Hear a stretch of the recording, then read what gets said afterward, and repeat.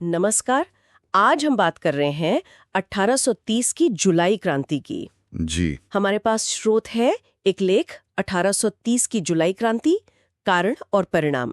तो कोशिश रहेगी कि फ्रांस और यूरोप के इस अहम घटना को और इसके असर को समझें। बिल्कुल, ये बहुत ही महत्वपूर्ण घटना थी। और ये सिर्फ फ्रांस की बात नहीं थी, है ना? कहते हैं इसकी लहरें पूरे यूरोप में गईं। हाँ, इसीलिए इसे कभी-कभी 1830 का क्रांति वर्ष भी कहा जाता है। अच्छा, तो चलिए देखते हैं कि ये सब शुरू कैसे हुआ। मतलब कारण क्या थे? स्रोत बताते हैं कि उस वक्त के राजा थे चार्ल्स दशम। जी, चार्ल्स एक्स। और उनकी नीतियां काफी प्रतिक्रियावादी थी, मतलब पुरानी व्यवस्था वापस लाने जैसी। बिल्कुल। चार्ल्स दशम जो थे वो मानते थे कि राजा को हक ईश्वर से मिलता है, जनता से नहीं। ओह, तो उन्होंने प्रेस की आज़ादी पर रोक लगाई, हाँ, शिक्षा को फिर से चर्च के कंट्रोल में दे दिया, हम्म, ऐसे टीचर्स को हटा दिया हाँ, जो कैथोलिक चर्च से सहमत नहीं थे। हाँ, तो जाहिर है लोगों में गुस्सा बढ़ रहा था। हाँ, ये तो समझ आता है। और स्रोत ये भी बताते हैं कि सिर्फ राजनीतिक नहीं, आर्थिक कारण भी थे। हाँ, ये एक और अहम पहलू है। चार्ल्स दशम ने ना पुराने जो अमीर कुलीन थे उनको खुश करने के लिए मुआवजा दिया। अच्छा, उनको मुआवजा दिया। हाँ, लेकिन सवाल ये कि पैसा कहाँ से आया। तो सरकार ने जो राष्ट्रीय कर्ज ले रखा था उस पर ब्याज दर घटा दी। ओहो, अब इसका सीधा नुकसान हुआ मिडिल क्लास को, मध्यम वर्ग को, जिनकी बचत शायद इसी ब्याज पर निर्भर थी। बिल्कुल। तो राजनीतिक नाराजगी तो थी, ऊपर से ये आर्थिक चोट भी लग गई। गुस्सा और बढ़ गया। और फिर वो चिंगारी भड़की जुलाई 1830 में, जब चार्ल्स दशम ने वो 4 विवादास्पद अध्यादेश जारी किए। हाँ, वो 4 अध्यादेश वो बहुत महत्वपूर्ण थे। क्या थे वो, जिनसे मतलब हालात एकदम बेकाबू हो गए? देखिए, पहला तो था कि चुनी हुई जो प्रतिनिधि सभा थी उसे भंग कर दिया। ओके, दूसरा, प्रेस की आजादी पर और भी ज्यादा पाबंदियां लगा दी। ठीक है। तीसरा, वोट देने का अधिकार और कम लोगों को दे दिया, मतलब सिर्फ अमीर लोग ही वोट दे पाएं। यानी लोकतंत्र को और सिकोड़ दिया। हाँ, बिल्कुल। और चौथा कि आगे जो सभा चुनी जाएगी उसका कार्यकाल भी कम कर दिया। इन आदेशों ने तो जैसे आग ही लगा दी।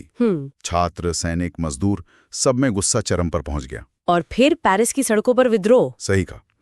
26 जुलाई 1830 को पेरिस में इन आदेशों के खिलाफ विद्रोह भड़क उठा। अच्छा, लोगों ने सड़कों पर बैरिकेड लगा दिए, प्रेस पर पुलिस के छापे भी पड़े, और 3 दिन मतलब 27 से 29 जुलाई तक जबरदस्त लड़ाई चली। 3 दिन? हाँ। और नतीजा, चार्ल्स दशम का क्या हुआ? नतीजा ये हुआ कि चार्ल्स दशम को गद्दी छोड़नी पड़ी। वो भाग गए इंग्लैंड। भाग गए?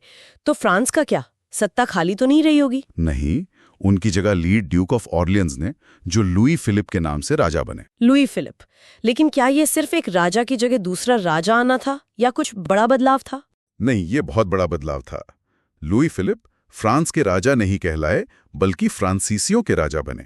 अच्छा, इसमें क्या फर्क है? फर्क ये है कि अब राजा दैवीय अधिकार, मतलब ईश्वर के दिए हक से नहीं, बल्कि जनता द्वारा मंजूर किए गए संविधान के तहत शासन करने वाला था। ओह, ये तो बहुत बड़ी बात है। हाँ, यहीं से फ्रांस में संवैधानिक राजतंत्र की शुरुआत हुई।